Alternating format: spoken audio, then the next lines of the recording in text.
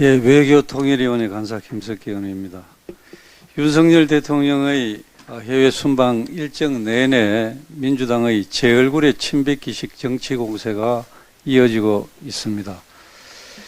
대한민국의 대통령이 국익을 위해 정상외교 강행군을 이어가고 있는 가운데 국회가 초당적 협력은 못할 망정 민주당은 오로지 왜곡과 폄훼, 터집 잡기로만 일관하고 있습니다. 우리나라를 대표해서 외교를 펼치는 대통령을 깎아내리면 민주당이 박수를 받는 것입니까? 결국 우리 스스로 얼굴에 먹칠하는 꼴이라는 것을 왜 모릅니까? 윤석열 대통령은 미국의 바이든 대통령과 영국과 미국에서 세 차례 회동을 통해서 양국의 현안에 대해서 지속적으로 의견을 나눴습니다. 하지만 민주당은 펀드 행사 그 해당 장소에서 48초라는 이 시간 얘기만 하는데 혈안이 되어 있습니다.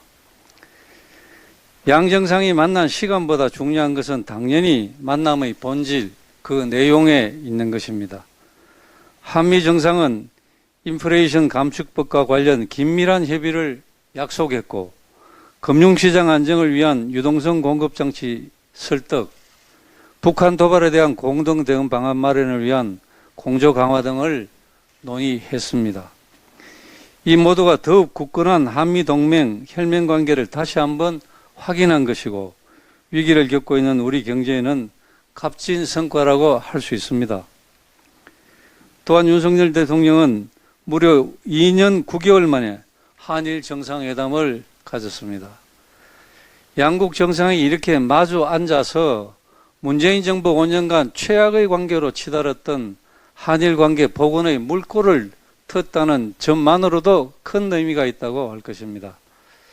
양 정상은 양국 관계 개선 필요에 대한 공감을 깊이 하였으며 북핵 문제의 심각성을 공유하고 국제사회와 긴밀히 협력 대응해 가자는데 의견을 함께 했습니다. 이렇게 윤 대통령은 문정부 5년간 망가뜨린 한일 관계 정상화를 위해서 고군분투하고 있는 것이 현실입니다. 그런데도 민주당은 내용은 뒷전으로 한 채 형식을 가지고 생터집을 잡고 있으며 소모적인 정쟁의 수단으로 활용하고 있습니다. 안타깝기 그지없습니다. 또 민주당은 아무런 문제가 없던 영국 엘리자베스 2세 여왕 조문까지 터집 잡으며 외교 참사라는 표현까지 써가며 비판을 했습니다. 이를 보다 못한 상주격인 주한 영국 대사가 조문 과정 아무런 문제가 없었다고 대사가 나서서 강변까지 했습니다. 그리고 유엔 사무총장까지 찬사를 아끼지 않은 유엔 연설에 대해서도 민주당은 혹평으로 일관하며 찬물을 끼얹고 있었습니다. 국민들께서는 과연 민주당이 윤석열 정부의 외교에 대해서 이렇게 함부로 얘기할 자격이 있는지 묻고 계십니다. 2017년도 문재인 대통령이 중국으로부터 3박 4일 동안 국빈 초청을 받았습니다. 국빈으로 초청을 받아서 3박 4일 동안 두 끼 외에는 전부 혼자서 식사를 하도록 방치를 했습니다. 그리고 대통령 수행 기자단이 중국 측으로부터 폭행을 당했습니다. 대통령은 중국에서 중국은 높은 산봉우리고 대한민국은 작은 나라라는 강령까지 했습니다.